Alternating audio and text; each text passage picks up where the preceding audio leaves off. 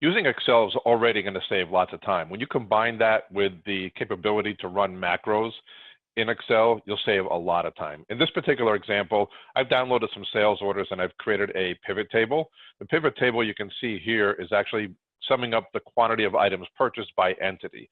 Now, because CloudExtend also brings in the entity's internal ID during a download process, makes this look a little bit awkward.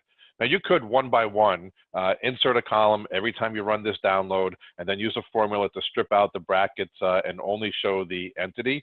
But if that's something you're going to do on a regular basis, then why not create a macro? So let's go ahead and do that here. I'm going to just got my developer tab open.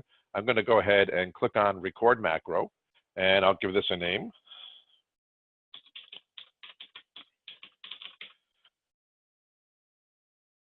Now, everything I'm doing from this point forward is now being recorded. So I'm going to come over here. I'm just going to right click and I'm going to insert table columns to the left. I'm going to rename this column to customer.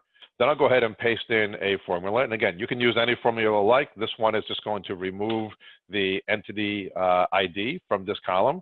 And that's it. That's all there is to it.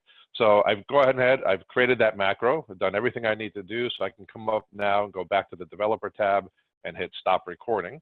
Now in the future, anytime I need to do this, I'll just go ahead and hit delete. So we're starting out as we were before. You can come up to developer, you can click on macros and just click on run.